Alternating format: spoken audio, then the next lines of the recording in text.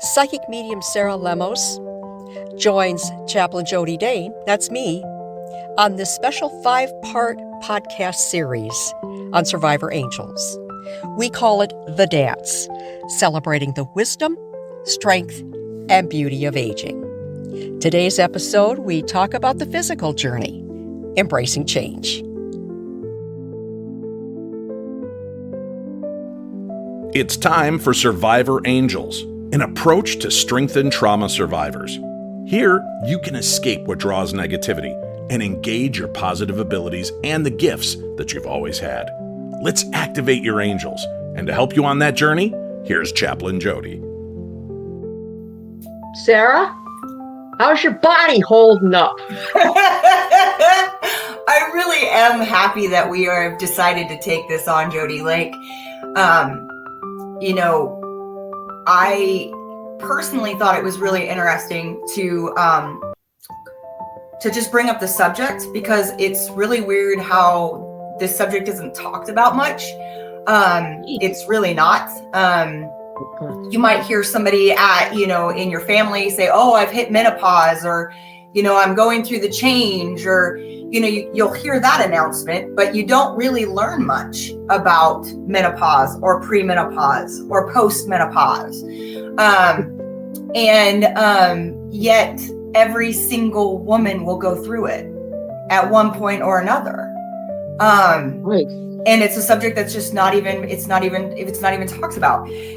Menopause is the stage in which a woman's life where the periods permanently stop. But here's the thing about that, Jodi. They don't diagnose you for 12 months. So you have to have no cycles for 12 months. And when you hit that, you have finally stepped into menopause. You're no longer premenopausal. Right. You get to guess. You get to guess where you're at for 12 months. Right. And that's why every time you go in, your OBGYN, or the nurse who's getting you all prepped and everything says, "Oh, when did you have your last period?" Right. It's like, well, okay, so I had it 3 months ago, and then before that, nothing for 2 months, and then I had it for a month, and they'll be like, "So when was your last period?" Right. Yeah. And even for me, I'm 70. I completed menopause, if you will. I went into postmenopause 10 years ago. But then I had a thing with breast cancer come up, and they had to do a biopsy, and they did a lumpectomy and everything. And she put me on a breast reduction hormone. Guess what that did? Didn't bring back my periods, but threw me back into the hot flashes and the mood swings. And it's like, well, yeehaw. Yeah.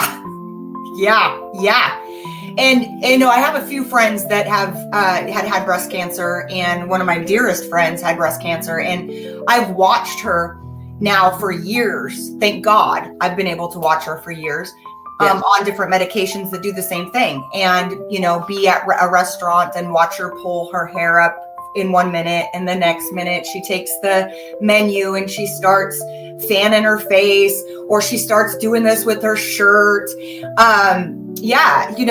And I want everybody to know how old I am. So I am 47. I think it's important, just as we talk about these things, even though they can happen at different ages, I just want everybody to know where I'm at in my prime, I guess you could say, so that you understand kind of what I've been going through. I started my journey, and again, I am premenopausal, right. So I haven't gone through the change yet. So I'm still jumping, going, wait, and having to put it down on a calendar because I won't remember. So putting down on a calendar, when was my last cycle? And in case the doctor asks, and, keeping an eye on these type of things. I know there's apps out there that you can download, which can be very helpful for those of you that need to track. You can just Google a cycle app, and you can literally download it to your phone, and you can use it. So that way it's easier for you to remember when the doctor does ask you. Because again, when you're jumping months and you think it was February, but it might have been January, you can't really give them the best answer. Right. Because even though we're going through all of this, our lives haven't stopped. We're still as busy as ever. And not remembering when we had that is not a sign that mentally you're starting to, go downhill, which we're going to talk about the whole mental thing, in the next time that we get together. But that has nothing to do with it. And I think that's one thing that as we're starting this podcast, and I think maybe, to bring it up a few times, is that you can actually extend your life by the attitude that you carry with you. So if you view this time in your life, which men don't have, it's only us, and you find the silver linings and the joy in this moment and the joy in that moment, you are actually going to live longer. And a lot of your symptoms it's not that they'll go away, but they might not be as extreme. Because some people, I know some women just get extreme symptoms from this. Yeah. You bring up a really good point. Jodi and I are not nurses. We are not doctors. We are not therapists. We are here as storytellers, as bringing a voice to a subject. And so we're just going to share what has worked for us as we go along, or what didn't work for us, to try to just bring some more explanation, honestly, I just want to share my story, because I think if I share my story, other people might start sharing theirs. Right, exactly. Yeah. And one reason why I brought up the whole attitude thing too is, along with this, because this was like a boost for me. I just heard the other day that only 3% of, how shall I say, senior Americans end up in nursing homes. I thought that number was exponentially more. So did I. It's only 3%. And yet how many of us get hung up on that? Don't put me in a nursing home. We're telling our kids, don't you dare do that. Yeah. Well, the chances are pretty darn slim. So that's another reason to have more positivity and a brighter outlook with all this. And it's like we said with our kids when they were teenagers, oh, it's just a phase they're going through. Yeah, for sure. Okay, so just with that, because I'm the whole angel thing. Yeah. There are going to be times when people are going to get a little frustrated with this, and especially with some of the physical changes. As women, we don't like it when this stuff starts to change. No, and it literally it affects your entire life, from hot flashes to night sweats, difficulty sleeping, low moods and anxiety, and memory issues, to name just a few of the physical things that can be happening, alongside all of these physical things that could be happening, in the sense of that you can see, not just internally, but externally. Right. Yeah. And so for me, when I would get frustrated with this stuff, I would call on Archangel Haniel, because Haniel gets you back balanced and reminds you to get yourself balanced. And so I know another one that a lot of times people don't think about when they're going through menopause. They just think it's an old age thing. Well, not necessarily. Is your eyes. Your eyes start to change, because since the hormones are shifting, your eyes are too. Yep. And so I've already had cataract surgery, which, oh my gosh, you're going to cut into my eyes. Oh, help me. Yeah. Please. It was, I have to tell you, and everybody else who I've talked to too, cataract surgery is like a slam dunk 9 times out of 10. It's really, the day that you need to have yours done, Sarah, I want to hear from you afterwards, because it's actually pretty cool. They don't put you all the way under. They're talking to you, but as soon as they go to remove that lens, even though it's just one eye, it's total darkness. And so as a psychic medium, when, it would be so interesting to know what then presents itself to you. Wow. Angels were just bopping stuff at me, which was great because it was a bit of a distraction. Not there was any reason for me to be distracted. I was in good hands and they were talking to me, and all of that. But but that's what happens. And of course, they can only do one eye at a time. So then you take care of that one eye for 2 weeks. You go back in and have the other eye done. And that's another 2 weeks. So it's a 4-week process. Wow. It's a month. Wow. Yeah. I know. Was like the year before last. Literally, if I gather my glasses that are just at my desk, these are just at my desk. So that's one change that came on pretty quickly, was loss of vision when it comes to computer or reading. And going in and going, I think something's wrong. And they're like, it's called aging. And I was like, shut your mouth. No, you did not. No, you did not just say that to me. Like, what? Wait about 40 more years. And then you could say something like, oh, you're aging. And I was just like, oh my gosh. So now I have them all. I have every color. I have they're everywhere in the house. Well, and even after you have cataract surgery, you might still need to wear cheaters because occasionally I have to pop them on. So I got one of those like 5 colored sets too, and I've got them bopped all over. Yeah. Because I know my husband, he goes, how much do you have? I said, don't worry. They were cheap. I bought them as a set. No big deal. Yeah. I'm sure he's just thinking, oh, she spent some thousands of dollars on these. Nope, $12.99 for a 6-pack of these babies. Yep. And I probably have in total over 100 pairs of glasses. Oh my gosh. Yeah, it is something that I collect. It's something that I enjoy now because, I could have done 2 things with this. I could have been like, oh shoot, I'm aging. And started just focusing on that and focusing on that and focusing on that and been like, where are my stinking glasses? And really, I mean, it is about attitude, and for me, I was like, I don't want to do that. I'm going to do something fun. I'm going to collect them. I'm going to have every color. I'm going to have every shape. Even ones that my husband doesn't like too much. He calls me Mr. Magoo when I wear my circular ones. But, it's just, I decided to go the positive route. Like I said, I could have sat in it. And I just said, no, I don't want to do that. I want to create something that is fun around this because I guess I'm going to start hearing that more and more, that I'm aging. Yeah. And then another one that people don't think of a lot is your speech. Your speech, all of a sudden, you might say the wrong word, or you might kind of fluff through a word, and it's coming like every few words. And of course, your first instinct is, "Oh my God, am I stroking out?"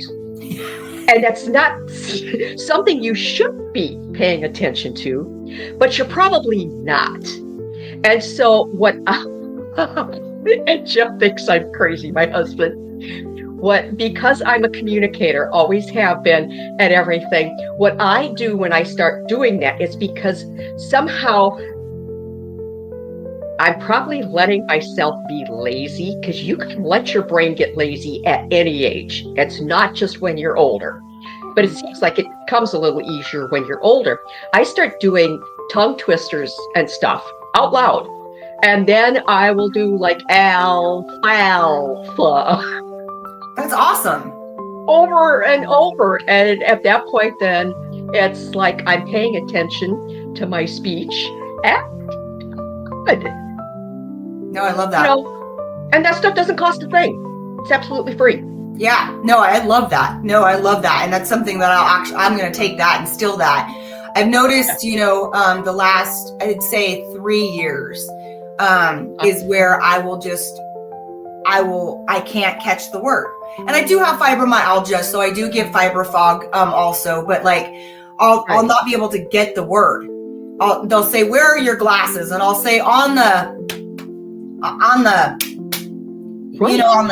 and I'm trying to say table. I'm doing everything I can to bring through, table. And I just can't get it. So, instead of just being frustrated, maybe a tongue twister might be very helpful. Tell my brain, nope, we're not going to do that. We're not going to drop things. This is what we're going to do instead. Yep, exactly. Yep. And so let's see, what were some of the other, because I know you mentioned a whole bunch of them here, which were really, really great.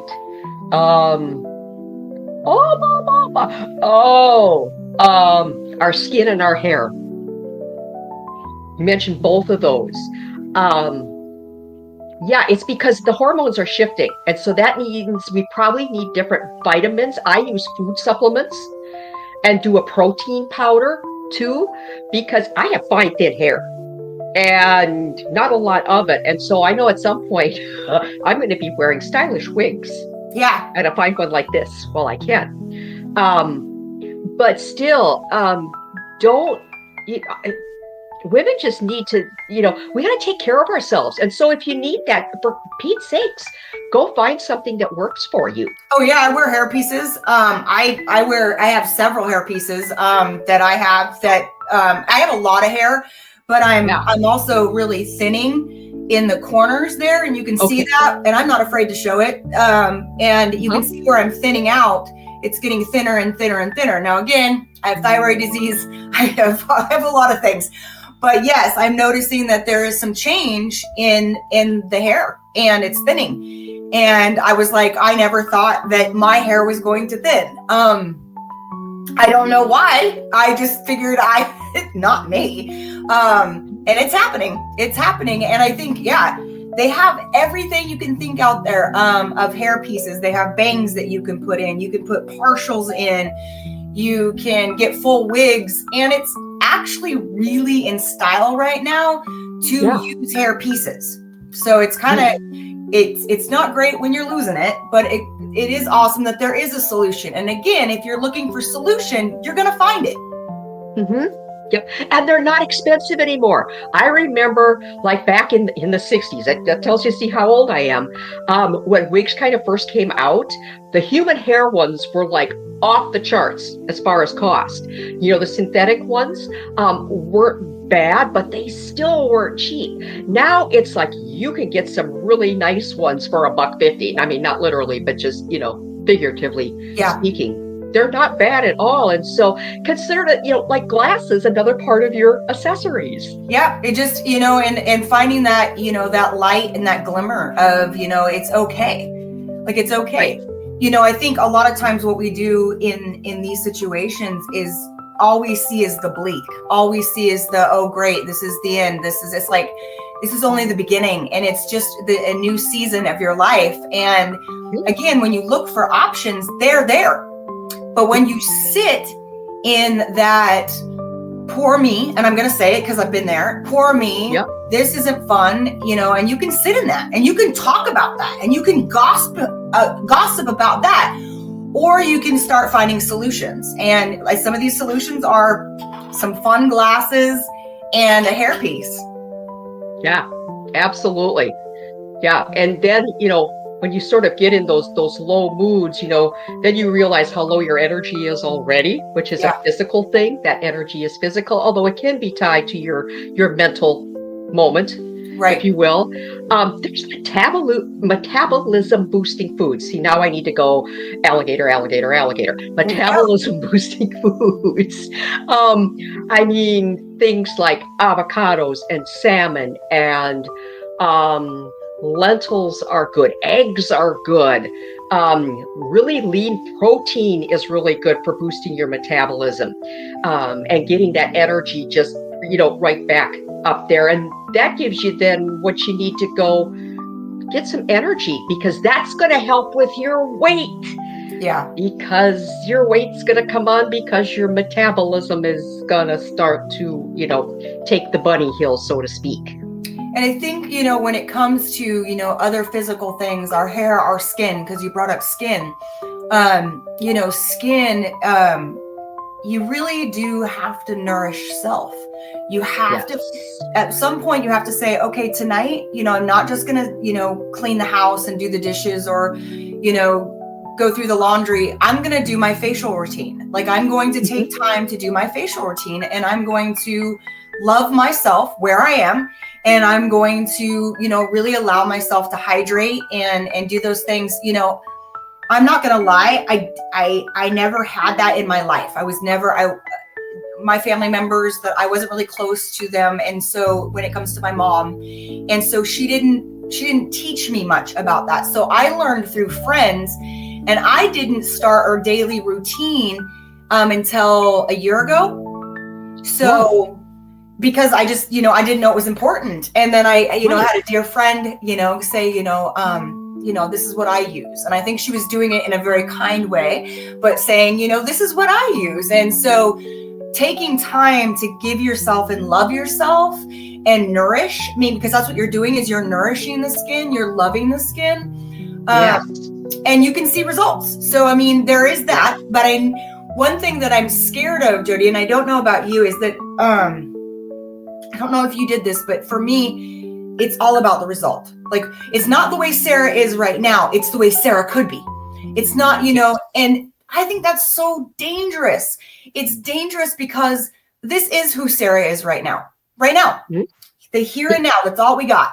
And this is the way Sarah looks, and that there's nothing wrong with that. And so I don't look at my face routine anymore on what I could get. I look at it as nourishing and loving myself. Yeah. I think what we forget is, think of how we started out as babies, as infants. And then we progressed into children and into teenagers and young adults and middle age, which middle age now has gotten bumped up into 50s now? 50s into the 60s is saying middle age. Mm-hmm. And so even me at 70, I don't consider myself old at all. And yet if somebody, and I know people say I don't look my age, and I'm very thankful for that. I am so thankful. But if they just heard I was 70, and didn't see me, they would go, "Oh, I don't want to talk to her because she's old." No, that is so not the case at all. And that's part of what flashes back at us then when we hit those ages, is like, people think I'm old, and I don't feel old at all. Yeah. And then, so there's something to be said that there is validity in how you feel. Yeah. You have to own that. Yeah, I think it's important. Absolutely. And like I said, looking at it in a different way, like, just switch your thoughts, and, the wrinkles are wrinkles. That's what they are. They're from laughter, and they're from squinting, at the sun, and they're from, that day in Maui, and it's, all those, yes, it's shown on your face. But when you have a different outlook on it, that, I'm here to nourish and replenish and love myself, versus what can I look like? What will this product make me look like? How much younger can I look? And I think it's a dangerous road. I totally agree. And that goes to how we look physically too, because we do start to put on weight and everything, and it's tougher to take it off. But at the same time, I don't look at it as I need to lose weight until I get to a point where I notice physically that I'm not just going about my daily stuff as well as I could, knowing that as I get older, I am going to slow down in everything. And there's nothing wrong with that. Sometimes I think when we're younger, we should slow down because we're moving, literally physically, we're moving way too fast. We're literally running from this appointment to that appointment to whatever. Yeah. And so I have found some super easy things to do just to keep my joints active, which helps to keep them lubricated too. Chair Pilates is amazing. You are sitting your butt on a chair, but you are moving, and it's everything. It does you isometrically, so every joint and everything. It's actually pretty fun to do. So it sounds. I'm going to try it. I'm going to try it this week. It sounds really great. I think what's weird too is we equate exercise into weight loss. So we only see it as that is what it's for. And that's not true. I found that it keeps me standing. It keeps me walking, just moving those joints. Now having pain in my knees as I get older, understanding that, that's not necessarily about it can have something to do with my weight, but it also has to do with things are changing. And so to stay flexible, to stay in movement, not just exercise equals weight loss, but exercise means I get to keep moving. I went and saw a massage therapist because my back went out for the very first time, as I get old. And she was like, you just got to ask yourself one question. And I said, okay. And she says, do you want to be that little old lady walking down the beach?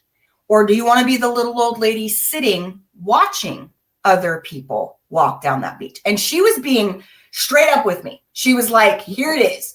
So you get moving so you can stay moving. So, but I think it's interesting because everybody's like, well, I don't want extra. I don't need to lose weight. I just like, no. How about you want to keep moving? Right. Yeah. Literally. Very good point. Yeah, absolutely. And it simply goes back to self-care. Everything. Just like doing our facials, whatever we do, most of us do them at night before we go to sleep because that's the best time to get all the junk off from the day. Yeah. And everything, and another thing to do at night, cardiologists will tell you to drink a glass of water before you go to bed because your heart floats. If you've had a glass of water, it's not stressing as you're sleeping.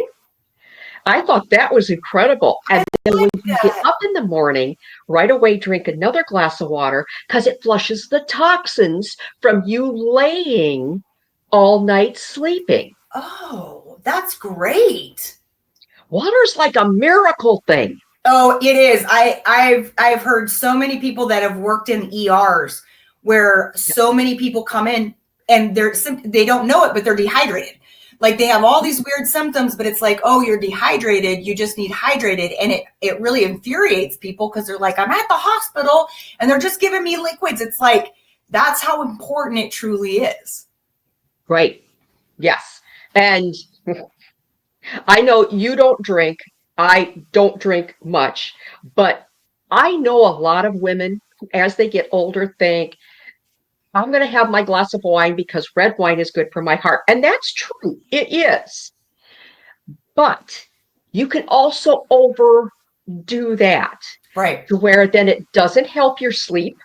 And sleep is another thing that's crucial for us physically. Yeah. And that's any age. I mean, sleep, no matter what age you are, you need to get a good night's sleep. Yeah. But just as we get older, that becomes even more important because it becomes more of a factor with our sleep. Right. And so, just even cutting back the glass of wine to every other night or something, or just one middle of the week and one on the weekend, whatever works for your lifestyle. But at the same time, remembering to love yourself. Yeah. That needs to come first. And do I really want that glass of wine? Or am I just doing it to be social? Or I'm doing it because I'm stressed, which is not a good reason to drink, as we all know. So just, kind of take that pause and think, why do I think I want this? Yeah, I think that's something else we'll cover. And, as we move through and talk about the brain and anxiety and things like that. We have, several things we're going to talk about in the following episodes that will really tie into that. And, and why that might occur. So I think that's important. Yeah.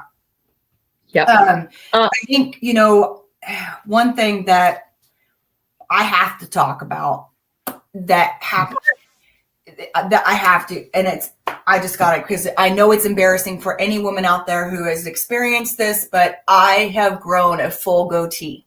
It is like, that was, oh my goodness. Like when that started happening and I knew my hormones were changing and they did tell me, you're a little higher on testosterone, and that's going to happen when your body starts to change.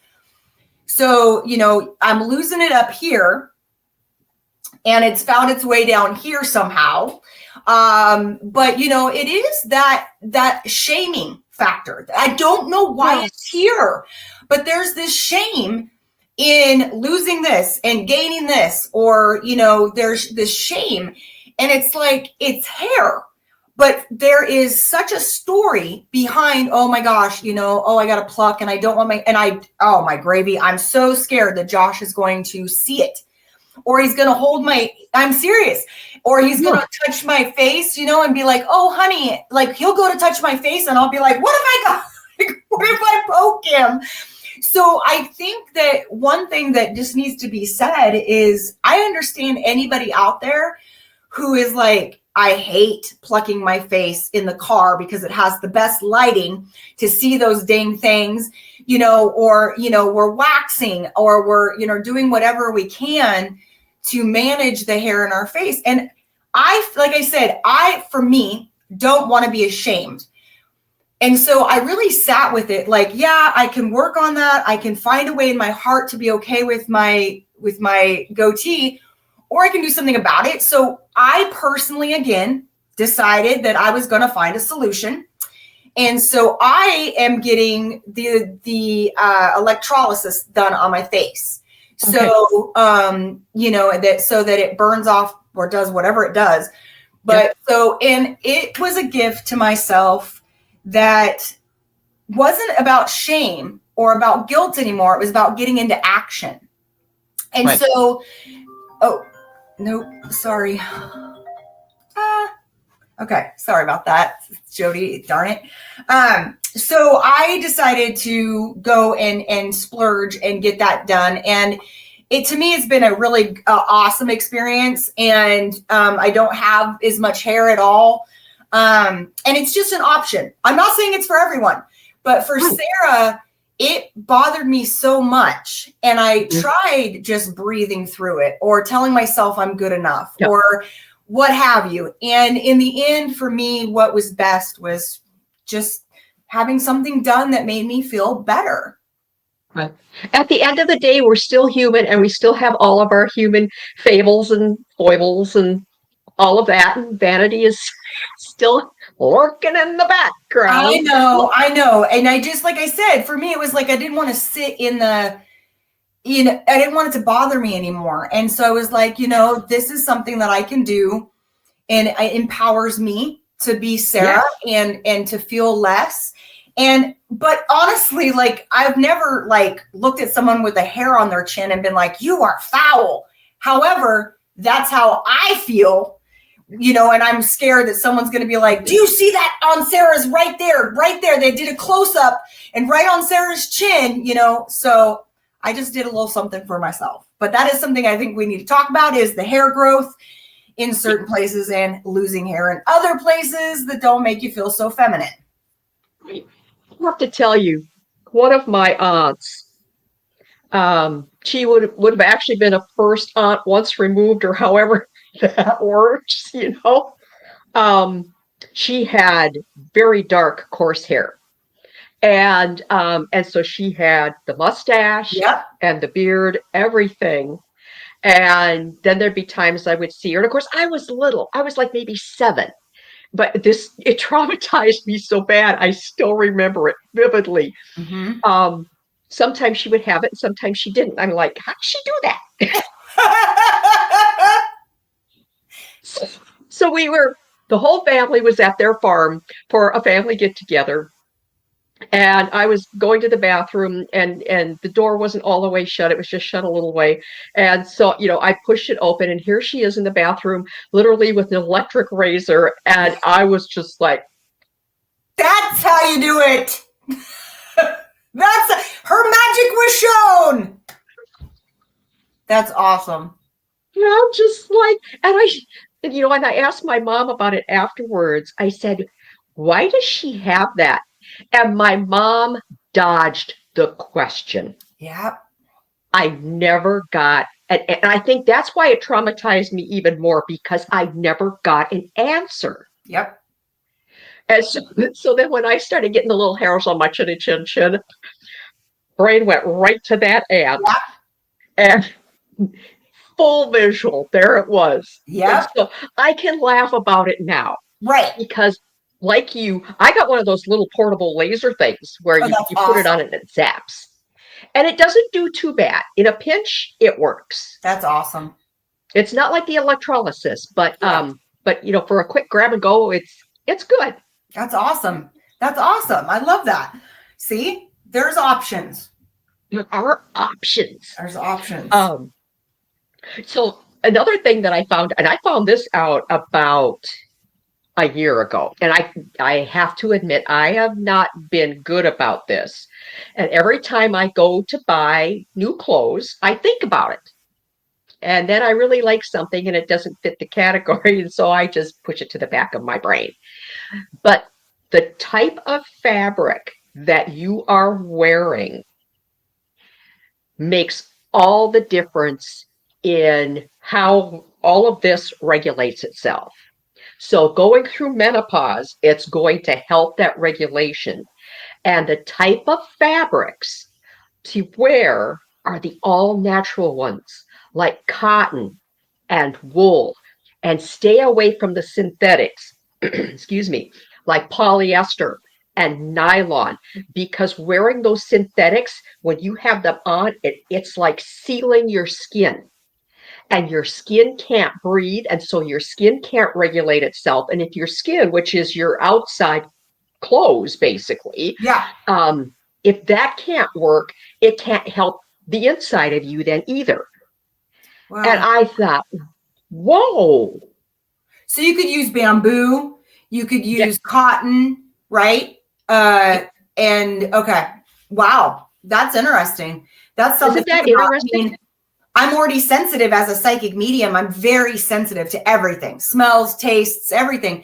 But I've never heard this before. And so this is something I'm going to also still and put into my daily practice, because I never thought of that. I mean, it makes so much sense that you're saying it, but I would have never thought that. Yeah. And I mean, growing up when I was little, I was in 4-H because I lived in a rural community. And so we had our big, quote, sewing, units and everything, where we talked about fabrics and make our own clothes and all of that. Never heard boo about that. Just, cotton is for this and wool is for this and the blends are for this. And, they've got these weights to them. That was it. Wow. Nothing else. Wow. But it makes sense. Yeah, it makes complete sense. And like I said, it's a lot of our listeners are, sensitives. They're people themselves that are very sensitive. And so it's like, it makes sense. You're sensitive to everything else. Why wouldn't you be sensitive to your biggest organ being affected by what you're putting on it? Right. That makes complete sense. Yeah. Yeah. And I know you also wanted to talk a little bit about like the fitness part of this. And, I was sitting with that, like you had said, Sarah, think about, something that that you think is important. And what I've heard 100 times over, and even with me hurting my back and all my knees and all this, is strength training. Like I don't have the numbers in front of me, but my understanding is that we lose a lot of muscle mass as we age. We just we start losing it. And so for me, one of my main goals this week is to start just doing some, light weights, just to get my body transitioning into that idea of going, okay, we're going to start building muscle. And I think dietary, like when I was, I'm eating much fewer, I'm eating smaller meals throughout the day to manage blood sugar and things, just because for me personally, those things have also changed. So managing my blood sugar. And so I do things like yogurts that have like 15 grams of protein. This has zero sugar and 15 grams of protein. I don't like protein. So when the dietitian was like, you need to start eating more protein, I was like, well, I just failed, because that's not going to happen. I don't like protein. But I do like things like this. So they have the Premier Proteins. You can find whatever brand you enjoy. But this has 30 grams of protein and 1 gram of sugar. So if I just make sure I eat 2 of these, if I can get each one of these, do one of these once a day, that's upping my protein gain game a lot. I'm going to 44 grams, 45 grams, right around there of protein, just from 2 things that I can add to my day. And you can do your yogurt with dried cereal, if that's more your thing, or fresh fruit. And then these are great on ice. They're great. I like them warm. Josh does not, so he would never say that. But they're great and they're quick, and you can take this with you. So you can put one in your car. You can, not your yogurt, but you can take your protein shake with you in the car. And it's a good reminder, when you see it, I'm going to take care of self. Like when you see it, it's like, okay, I'm going to give myself this much protein, which is going to help build protein, which is what I need for muscle as I am starting to age. Right. And you just mentioned about eating smaller and then a little more often. When I was still in the middle of all the hot flashes and everything, I would have breakfast before I left the house. I would take a small mid-morning snack I'd have a small lunch with me, and then I'd have a small afternoon snack. And then when I got home, then I would have dinner. Yeah. And that also helps your metabolism too, because your body is continually having to process that. Right. So that's great. Yeah. But another thing, to talk about some of the physical stuff, what is the one thing that we all get as we get older as women that we go, which one do you want me to list? Which one should? Oh, yes. Yes. Your double high. Hello. Yes. I found 3 great exercises for it. I did. And I just found them like last week. And so like when I'm walking, I do these even while I'm walking. Because I walk 12,000 steps a day. Not all at the same time. But so one is literally the chicken dance. One. Okay. Do that one. Okay. And then do this one. So fist bump yourself, that one. And then put your arms out in front of you and flutter. All 3 of those are great. It'll tone that up and it'll strengthen those muscles in your arms. And it's just a little something. I love that. Thank you for sharing that. That's amazing. I know. And like I said, I thought I don't need to add another thing to, to what I'm already doing. But I thought I can do it while I walk. Yeah, exactly. Yeah. Doesn't hurt a thing. Nope. So what else? What other fun facts have you got? Anything? Well, just as we were, just as I was looking at, today's, episode and what I wanted to bring to it, I think one of the things is, you can strike train, you can, deal with your hair, you're dealing with menopause, you're dealing with the hormones, you're dealing with the hot flashes. And a lot of times we want to run from that. We want to run in any which way we can. And I think this is where, we'll be talking about anxiety and depression in another episode. But when we have all these changes coming at us, it's really hard not to look backwards in our rearview mirror and judge ourselves on who we used to be versus who we are today. And it's very easy to say, oh, my skin used to be so much softer, or I used to have so much better, my hair was so much thicker. All these things that are in the past. And or, like I said, using products that will hopefully give us this youth, give us this thing. Yep. And that's still looking backwards. And so when you find yourself in those spaces and places, maybe just saying, be here now. Stopping and saying, because it's not going to do anything good for your depression or your anxiety. It's not going to make you feel better. So in that moment when you see yourself struggling, maybe take a deep breath and just say, be here now. Just be here now. Stop judging, stop looking backwards, and allow yourself to be who you are today. And I think that's one thing that I think is very important to be said, is just simply be here now. Right. Yeah. No, I love that. I absolutely love that. And as you know, I do a daily blog that I call a cerebration, which is just a time to sit and reflect. And with something like this, I think of archangels Metatron and Gabriel.